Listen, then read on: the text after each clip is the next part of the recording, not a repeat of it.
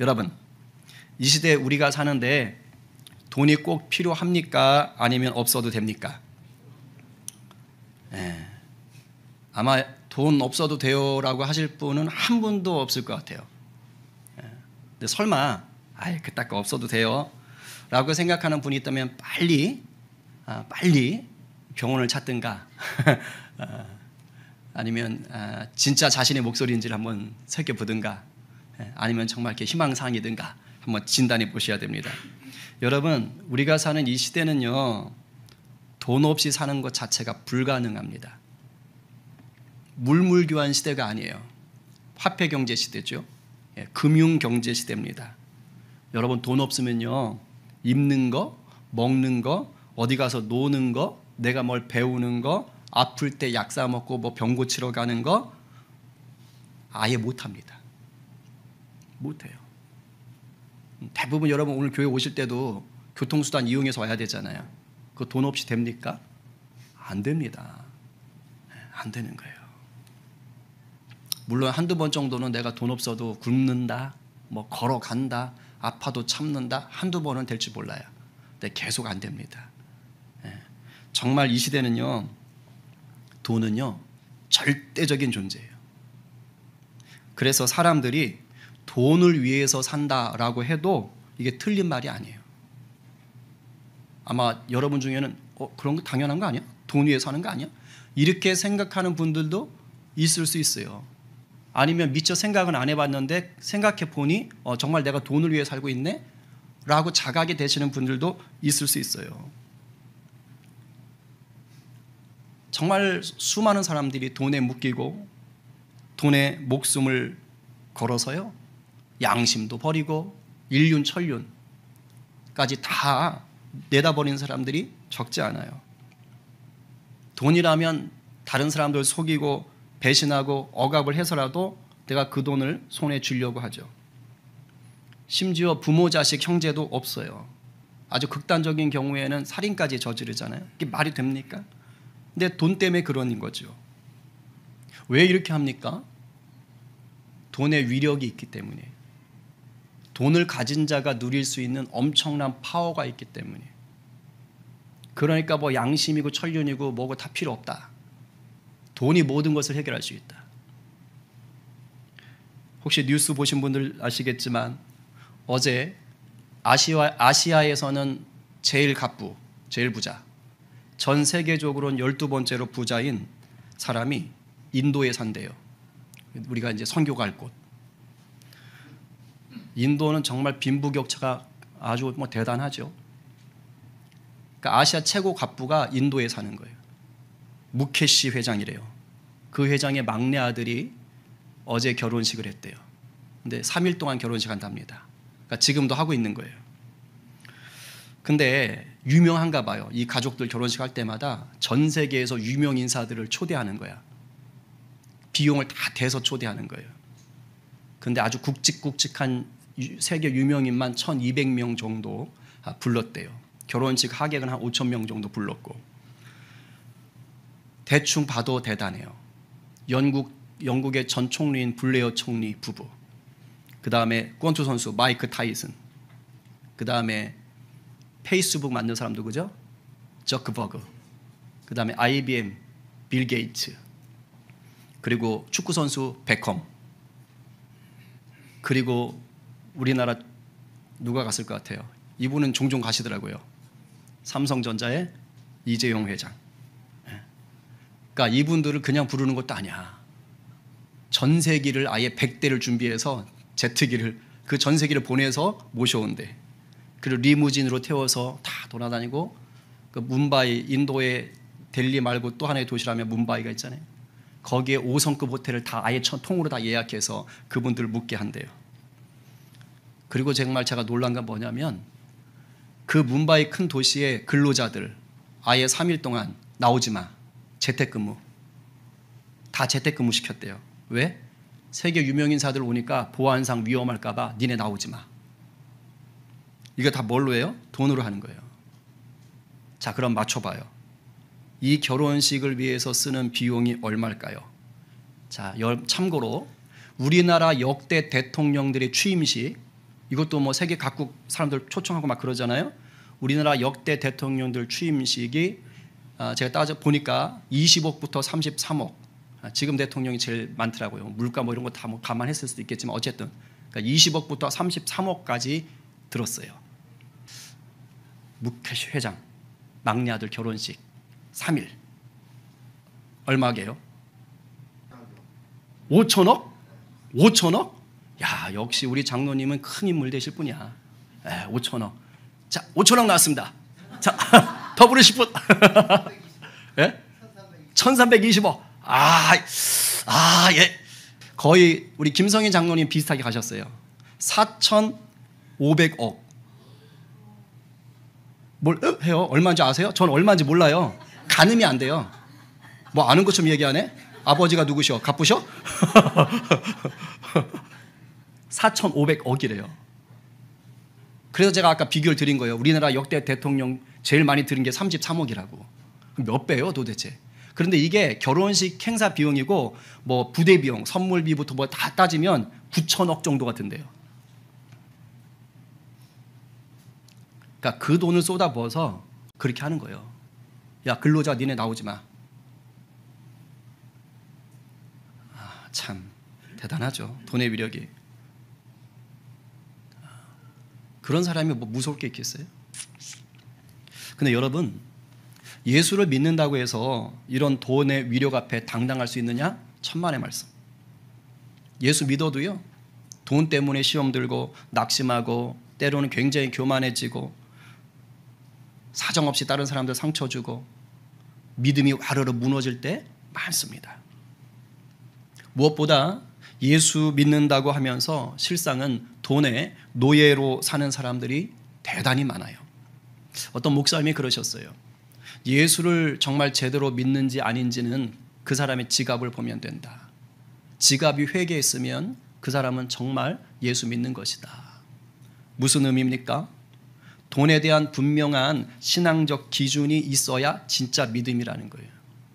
그만큼 돈의 영향력이 커서 그래요.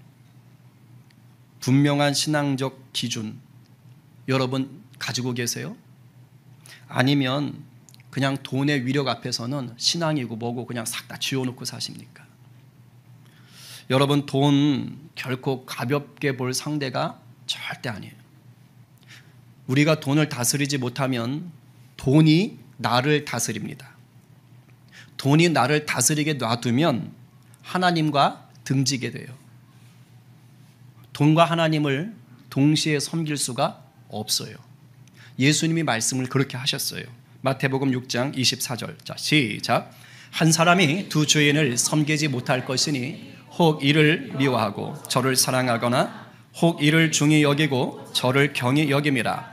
너희가 하나님과 재물을 겸하여 섬기지 못하느니라. 아멘. 우리가 살아가는 이 땅에서는 주인이 뭐 둘, 셋, 넷 될 수 있어요. 뭐 월세나 전세로 살면 일단 주인이 있을 것이고, 내가 집주인 아니니까. 회사에서 내가 사장, 회장 아니고 직원이고 종업원이면 어쨌든 간에 내 위에 또 주인이 있는 것이고, 거기다가 내가 아직 뭐 출가하지 못해서 부모님을 모시고 살면 어쨌든 내 부모님이 주인 노릇하시니까 이 땅에선 내가 주인을 두 분, 세 분 모시고 살 수 있습니다. 그런데 여러분, 영적으로는 이게 안 됩니다. 영적으로는 오직 한 분의 주인만 섬길 수 있어요. 누구냐? 하나님 아니면 이 세상. 그런데 이 세상의 대표가 뭐냐? 그게 돈이에요. 그게 재물이에요. 그래서 사람은 이 돈의 위력에 붙들려 살든지 아니면 하나님의 능력 안에 머물며 살든지 둘 중 하나예요. 오늘 예수님은 우리가 돈의 위력에 붙들려 사는 자가 아니라 저와 여러분이 모두 하나님의 능력에 머물러 살기를 원하십니다. 아멘이에요? 근데 이게 없는 걸 우리가 억지로 찾느냐? 아니에요. 이미 이 하나님의 능력 안에 살 수 있는 힘, 십자가와 부활의 권세 앞에서 우리에게 주셨습니다. 아멘? 이미 허락됐어요. 이미 허락된 권세를 우리가 선택만 하면 되는 거예요. 그런 은혜가 있기를 간절히 바랍니다. 이 설교가 주의 말씀으로 들려야 돼요. 사람의 목소리로 듣지 마시고 예수님이 오늘 나에게 주시는 말씀이다. 그럴 때 여러분들의 심령이 치유되고 회복되고 도전받고 새로워지고 강해지는 것입니다. 아멘. 그 은혜가 있기를 바랍니다. 자, 오늘 본문은 지난주 본문과 연결이 되지요. 자, 간단히 돌아볼게요. 우리 지난주에 정말 한 20분 빠지셨거든요. 다시 기억합시다. 자, 큰 부자예요. 거기다가 관원이에요. 거기다가 청년이에요. 그러니까 엄청 부자인데 사회 지도자고 그리고 청년이에요. 근데 그 사람이 예수님께 헐레벌떡 찾아와서 무릎 꿇고 선생님, 제가 어떻게 하면 영생을 얻지요? 내가 무엇을 해야 영생을 얻지요? 라고 질문합니다. 그래서 계명을 지켜라. 10계명, 5계명부터 10계명을 쭉 얘기했어요. 그랬더니 그거 어려서부터 저 다 지켰는데요? 저 확실한 사람인데요? 라고 말해요. 그러니까 예수님이 사랑스럽게 보시면서 그 사람도 스스로도 모르고 있었던 그 약점, 정곡을 찌르는 말씀을 하시지요. 그래? 아이고 귀하다. 자, 그러면 네가 가지고 있는 재산 다 팔아서 가난한 사람들한테 줘. 그리고 나를 따르라. 라고 얘기를 합니다. 자, 그러자 그 대단했던 사람이 어떻게 합니까? 완전히 기가 죽어요. 풀이 죽어요. 그리고 뭐 하는 거예요? 재물을 포기하지 못하고 돌아갑니다. 그러니까 이 청년은, 부자는, 이 관원은 영생에 이르는 구원을 찾으러 왔다가 그거를 오히려 포기하고 자기는 재물을 선택한 거예요. 계명까지 잘 지키는데, 오늘날로 말하면 예수 엄청 잘 믿는 국가 고위 공무원이고 부자이고 거기다 아직 결혼도 안 한 청년이고, 그런 사람이 똑같이 이렇게 된 거예요. 부자 관원 청년의 모습이 사라졌어요. 그러자 예수님의 제자들과 대화를 합니다. 23절 다시 읽겠어요. 시작. 예수께서 둘러보시고 제자들에게 이르시되 재물이 있는 자는 하나님의 나라에 들어가기가 심히 어렵도다 하시니. 여러분, 이거 굉장한 폭탄 발언. 왜냐하면 유대인들이 구약을 통해 알고 있었던 세계관을요 완전 뒤집는 거예요.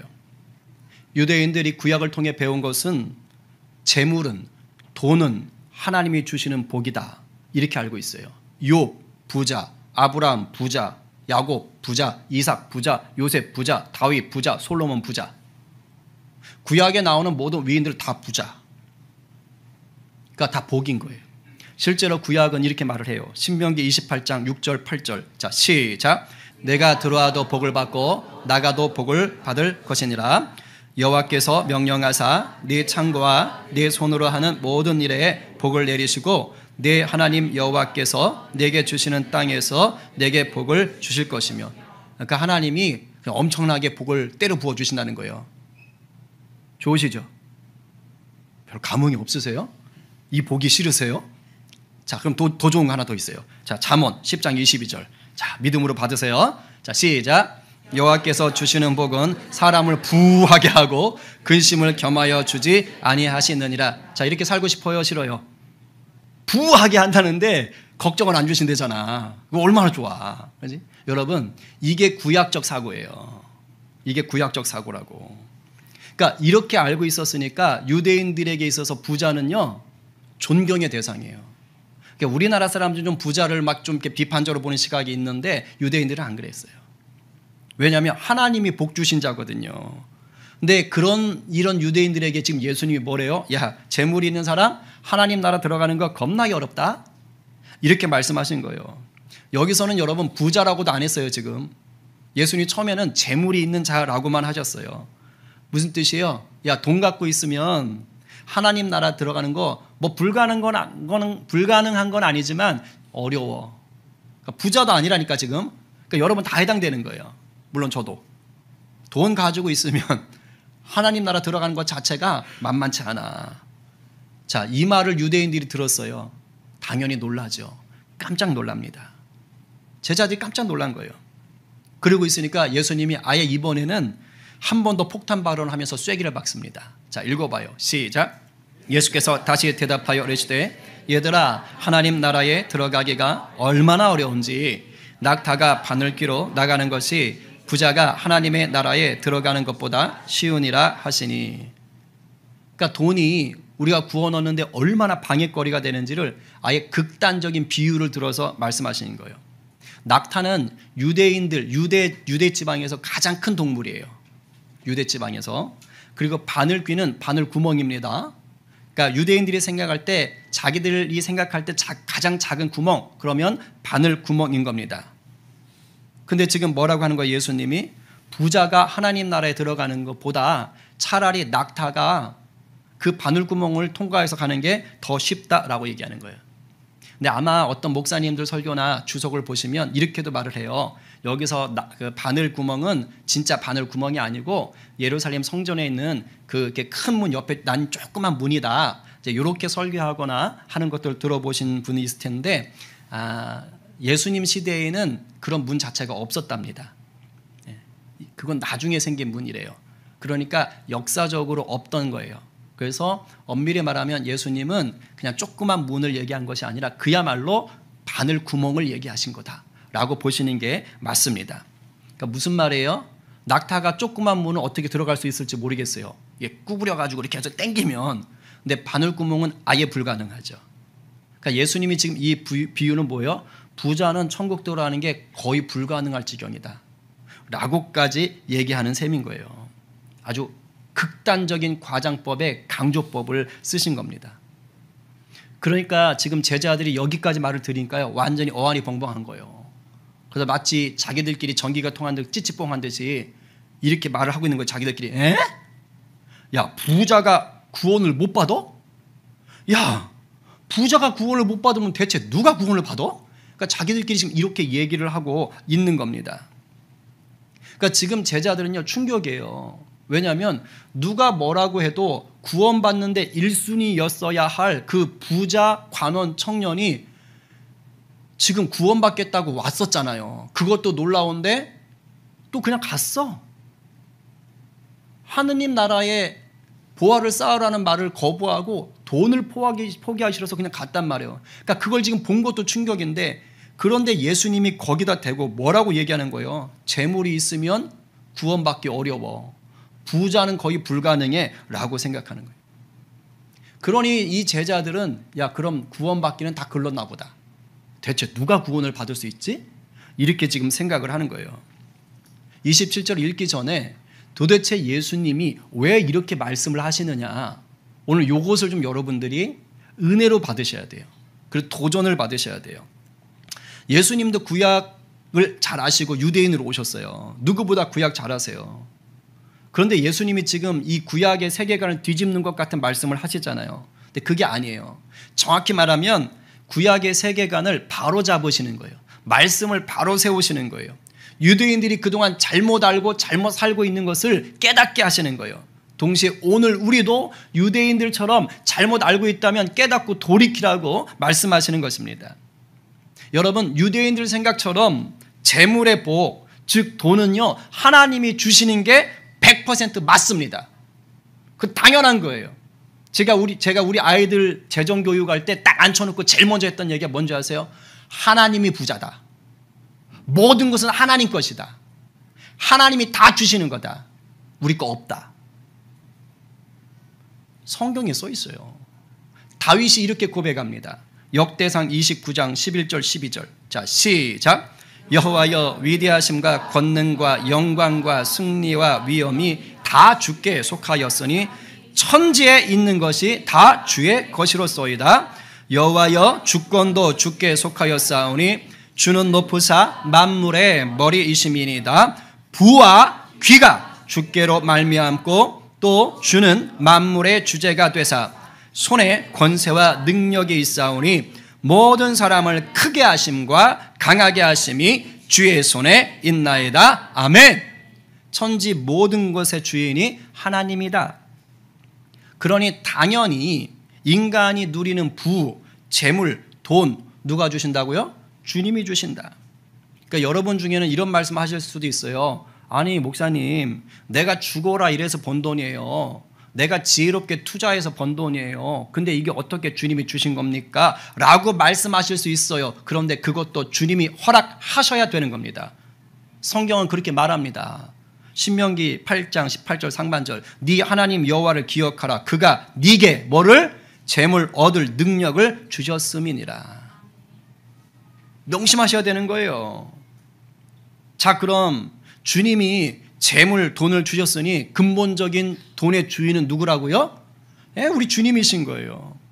근데 우리 인간들은 이 죄의 유혹에 쉽게 넘어가고 영이 무뎌지거든요. 그러니까 이걸 몰라요. 어떻게 알아요? 돈은 내 힘으로 번 거야. 내 손에 있는 거 내 돈이야 라고 생각해요. 근데 예수님, 우리 하나님이 말씀하셨어요. 8장 17절에서 그 앞에서 그러나 네가 마음에 이르기를 내 능력과 내 손의 힘으로 내가 이 재물을 얻었다 말할 것이라. 그렇게 얘기할 거라는 거예요. 근데 주님이 그거 아니라고 얘기하신 거예요. 그러니까 예수님은 하나님의 구약 때 모세를 통해서 주신 이 말씀을요 다시 바로 잡으시는 거예요. 야야야, 돈의 주인을 주님으로 여기지 않고 돈의 주인이 하나님이라고 여기지 않고 너희를 자신이라고 믿고 그렇게 쓰고 있구나 지금 니네가. 그렇게 살게 되면은 결국엔 하나님이 아닌 돈을 너희들이 주인 삼고 살게 된다. 그러면 어떻게 되느냐? 자연스럽게 구원과는 멀어진 인생으로 산다. 지금 예수님이 이걸 폭로해 주시는 거예요. 여러분, 예수님이 부자라고만 하지 않았단 말이에요. 재물이 있는 자라고 했던 것에 주목하셔야 돼요. 근데 사실 우리는요, 이 본문을 그냥 떠올리면 부자에게만 적용되는 줄로 착각해요. 재물이 있는 자라는 말 자체를 기억 안 하고요. 아, 부자는 낙타 그 바늘구멍 요것만 생각하는 거예요. 근데 예수님은 분명히 재물이 있는 자라고도 얘기했단 말이에요. 그러니까 여러분 중에 이 본문을 생각하면서 난 부자가 아닌데? 그러니까 나하고는 이런 거 상관없어 이 본문. 적어도 나는 돈에 있어서만큼은 이렇지 않아. 나는 구원에서 탈락하지 않았어. 돈 문제는 난 확실해. 착각하지 말라고요. 부자를 얘기하신 게 아니고요. 재물이 있는 자부터 예수님이 말씀하셨어요. 재물이 있는 것 자체가 하나님 나라에 들어가는 것을 방해한다고요. 오해하지 마십시오. 돈 자체가 나쁘다는 뜻 절대 아닙니다. 가치 중립이에요. 돈 자체를 여러분에게 아예 사용하지 말라는 뜻도 절대 아니에요. 없으면 안 된다니까요. 지금 예수님은 이 말을 누구에게 하는 것이냐? 재물은 내 거야.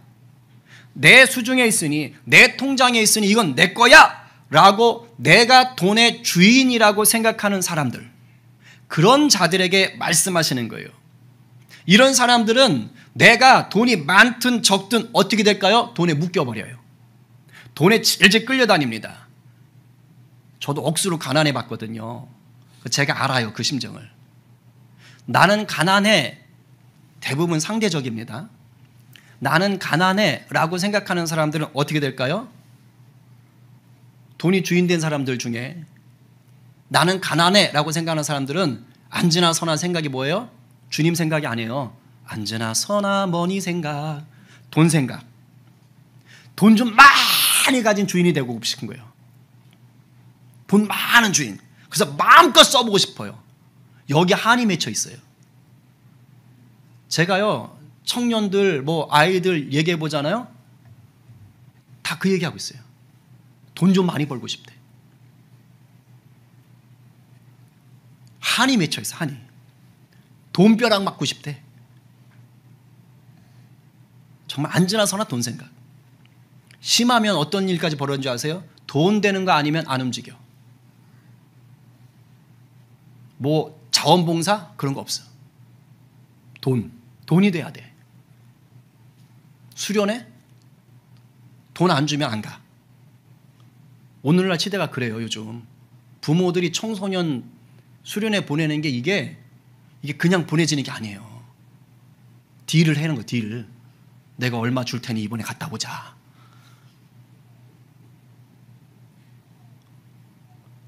물론 그렇게라도 가서 은혜 받으면 좋은데 저는요, 심히 안타까운 게 있어요. 그렇게 길들여지면 결국 돈 아니면 신앙생활 안 해요.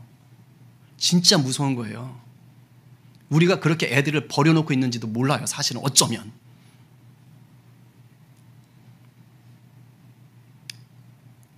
근데 예수 믿어도 이렇게 사는 거예요. 돈. 제가 지난주에 한 청년하고 그런 얘기를 했지만 예수 믿고 신앙이 있으면 근데 돈이 주인 되었으면 이렇게 멋지게 포장이 됩니다. 야, 내가 정말 돈만 많으면 헌금 많이 하고 싶어. 내 돈만 많으면 여기저기 어려운 데다가 후원 팍팍 하고 싶어. 여름 성경학교 김수영 집사님 계좌 얼마 어디야? 야, 그냥 꽂아 그냥 100만 원 막 할 수 있을 텐데 돈이 없네. 야, 내가 돈만 많으면 진짜 멋지게 신앙생활 할 텐데 라고 생각하기가 쉬워요. 그래 안 그래요? 아니 그런 생각 안 하세요? 그 정도는 좀 생각해 주시라. 좀 너무하네. 자, 그런데 여러분 이런 생각 자체도 속는 걸 수 있다고요. 근데 제가 이번 주에 참 놀라운 경험을 했어요. 내가 이런 인간이구나. 저는 돈 훈련이 제법 된 줄 알았어요. 왜 하도 어렵게 살았고 또 하여튼 돈에 치를 떠는 사람이라. 근데 야, 나도 아직 멀었구나. 나도 다르지 않구나라는 것을 깨달았어요. 제가 이제 이렇게 담임 목사도 되고 있으니까요. 이렇게 도와줘야 될 만한 곳이 눈에 자꾸 들어오는 거예요. 좀 섬겨야 될 때 있잖아요. 이런 게 너무 자꾸 보여요. 그러니까 마음이 막 짠한 거예요. 그래서 제 나름 막 아껴서 또 막 하나님 이렇게 마음 주시는 것 같으면 또 도와주고 그래요. 그래서 흘려 보내고 막 섬기고 막 그러는 거예요. 주중에도 갑자기 가까운 곳에 있는 목사님이 오셨는데 점심 제가 사드리고 싶어서 오셨다고. 그래서 예 목사님 그래가 했는데 그 목사님이 점심을 먹는데 그러시는 거예요. 7, 8월이 보릿고개라고 자기는 사모님도 보릿고개고 강의를 하셔야 되는데 강의가 없다고. 지금 방학이고 아내는 교수인데 겸임 교수라 거기도 방학 때 쉬니까 없다고. 근데 어떻게 제가 얻어먹겠어요. 근데 저도 통장에 얼마 없었지만 그래서 딱 보니까 될 것 같아. 밥값은 커피값하고. 그래서 제가 빨리 나가가지고 제가 쓰게 수 있습니다. 그런 일들이 생기는 거죠. 어떻게 그렇게 해요? 그 말을 들었는데 그래가지고 일부러 그렇게 말씀하시는 건 절대 아니야. 근데 대화 중에 제가 예민하게 딱 포착을 한 거죠. 그래가지고 이제 했어요. 그냥 여기저기 돕고 싶은데 지금 제가 또 어디 막 돕고 싶은데 이제 잔고가 없는 거야. 여기저기 봤는데 없어. 비상금 없어. 3천 얼마 남더라고. 이제 그래서 이제 더 이상 쓸 수가 없구나. 막 이러는 거야. 그래서 속으로 어떤 생각이 들냐면 나는 왜 이렇게 가난하지? 돈 좀 많으면 좀 이럴 때 팍팍 쓰겠는데 진짜 난 돈이 없네. 그러고 있었어요. 근데 하필 이번 주 설교가 이 돈 설교잖아요. 근데 제가 그러고 있었단 말이죠. 근데 저는 제가 이런 게 하나님이 주시는 긍휼의 마음인 줄 알았거든요. 네. 이제 말씀을 계속 묵상하고 준비하는데 성령께서 그런 상황에 저한테 이렇게 말씀을 하시는 거예요. 내 안에 진철아, 너 아직 멀었다. 너 여전히 돈돈하고 사는구나. 돈돈하고 사는구나. 너 지금 그런 마음들 내가 준 굉장한 긍휼의 마음인 줄 알지? 사실은 그거 온전하지 않아. 내 마음도 있지만 사실은 네 마음이 더 커. 네 욕심인 게 더 커. 그런데 잘 들어요. 그런데 그런 너의 마음 속에 아주 무서운 거짓이 숨어 있다. 그러면서 이렇게 말해요. 돈이면 다 해결할 수 있는데. 돈이면 다 해결할 수 있는데 라는 이 거짓이 제 안에 숨어 있다라는 것을 주님이 탁 폭로하시더라고요. 근데 그러면서 또 이런 마음을 주셔요. 그런데 예수 믿는다고 하는 사람들 중에, 여러분들 중에 너처럼 드러내놓지는 않을지 모르지만 돈이면 이런 거 다 해결되는데 라고 생각하며 돈 하는 사람들 많다. 근데 그러면서 예수님이 제 안에 이런 말씀하세요. 진철아, 내가 너한테 돈 많이 주면 너 어떻게 될까? 내가 성림교회 부흥하게 해서 재정적으로도 돈 엄청 많게 정말 막 한 주에 헌금이 막 억씩 들어오게 그렇게 해주면 어떻게 될까? 그럼 너 아싸 좋다 하면서 주님 나라 위에 쓴다고 마음껏 쓰겠지? 어려운 선교지 목사님들 막 돕고 싶은데 마음 놓고 막 흘려 보내겠지? 지금 장마나 본당에 물 새고 있는 거 너 맨날 걱정하던데 아예 그냥 다 뒤집어 까가지고 새롭게 덮겠지? 아니다. 요즘 모일 공간이 적다고 하는데 너 아예 4층 5층으로 건물 다 헐고 새로 짓겠지? 이게 진짜 제 안에 계속 말씀 주시는 거예요. 그러면서 주님이 물질의 복을 교회에 주셨다며 겁나게 좋아하겠지? 그리고 목에 힘 빡 주고 살겠지? 그런데 그런 와중에 너가 나는 안 찾겠지? 예수의 이름 부르짖지 않겠지? 날 의지하지 않을 거 아니니? 그냥 해결할 문제가 닥치면 돈으로 그냥 바로바로 해결할 거 아니야? 돈으로 해결하면 되지라고 너 생각하고 살 거 아니야? 제가 충격받았어요.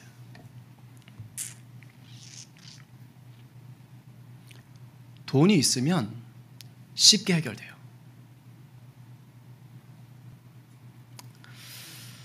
제가 이런 깨달음을 얻고 오늘 이 말씀을 준비할 때 알게 하셨어요. 예수님이 왜 이렇게 말씀하셨는지. 돈의 주인이 자기 자신이라고 여기는 사람은 무의식 중에라도 돈이 없으면 돈을 구걸하고요. 돈을 하나님처럼 떠받들어요. 돈이면 다 돼. 돈이 좀 있어서 자기가 좀 아쉬울 것이 없는 사람으로 살면 제가 볼 때 우리 중에는 극단적 부자는 없으니까 근데 내가 좀 아쉬움이 없다라고 생각하면요. 어떻게 될까요? 자기가 하나님 자리에 올라가요. 왜? 돈 갖고 해결하면 되니까. 이게 진짜 무서운 거예요. 왜 부자가 바늘구멍 통과하는 낙타가 바늘구멍 통과하는 게 더 쉽다고 하는 이유를 그때 알았어요. 부자는 단순히 돈을 주인 삼은 게 아니에요. 자기가 어느새 하나님 자리에 올라가 버리세요. 왜? 돈으로 해결하면 돼요. 하나님 안 찾아요. 하나님의 필요성을 못 느끼게 돼요. 예수 믿으면 다르다고요? 아니요. 지난 2월에 크리스천 투데이라는 유튜브 채널에 정성진 목사님이라고 꽤 큰 교회 목회하시다가 지금 퇴임하셨는데 이분이 강의를 하시는 거예요. 그래서 한국교회 위기 15가지 주제. 나름대로 이제 그분이 공부를 하셔서 강의를 하세요. 지금 저쪽 강남된 거기서 겸임 교수도 하시는데 이런 말씀을 하세요. 우리나라를 포함해서 1인당 GDP, 쉽게 말하면 먹고 살 만한 능력입니다. 1인당 GDP가 3만 달러. 우리나라 돈으로 쳐보니까 지금 우리나라가 3만 6천 요 정도 돼요. 달러가 1인당 GDP가 그러니까 4,300만 원 정도 되더라고요. 자, 그 정도가 넘는 나라들, 1인당 GDP가 넘는 나라들, 우리나라가 그냥 GDP로 따지면 세계 12, 13위 정도 되는 것 같아요. 그런데 3만 달러가 넘는 나라들이 종교계에 있어서 공통점이 있대요. 모든 종교에 있어서 3만 달러가 넘는 나라들 뭐냐? 더 이상 사람들이 종교를 필요로 하지 않는다. 그러니까 종교를 가진 사람들의 수가요 계속 줄어가는 거예요. 더 이상 필요성을 못 느껴요. 그러니까 기독교만 그런 게 아니에요. 모든 종교 다. 그래서 3만 달러가 넘어가면 아예 종교를 갖지 않은 비종교인들의 비율이 전체 인구의 70%, 80%까지 올라가는 거예요.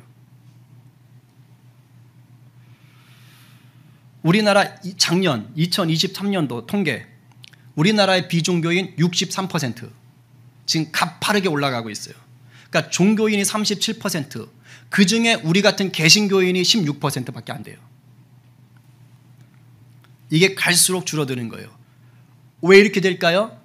돈과 관련이 있는 거예요. 우리나라 1인당 GDP 1만 달러가 딱 넘어가니까 성장세가 꺾이기 시작했어요. 그때부터. 잘 살게 되니까 이런 일들이 벌어져요. 공통적인 거예요. 왜 그래요? 태어나서 죽을 때까지 누가 책임져줘요? 이제 국가가, 사회복지가, 돈이 책임을 져주는 시대가 되는 거예요. 그러니 아쉬울 게 없는 거예요. 내가 왜? 힘들고 결핍된 게 있고요, 아픈 게 있고 고통스럽게 있어야 신을 찾는 거예요. 그때 하나님 앞에 나올 수 있는 거예요. 근데 별로 아쉬운 게 없어.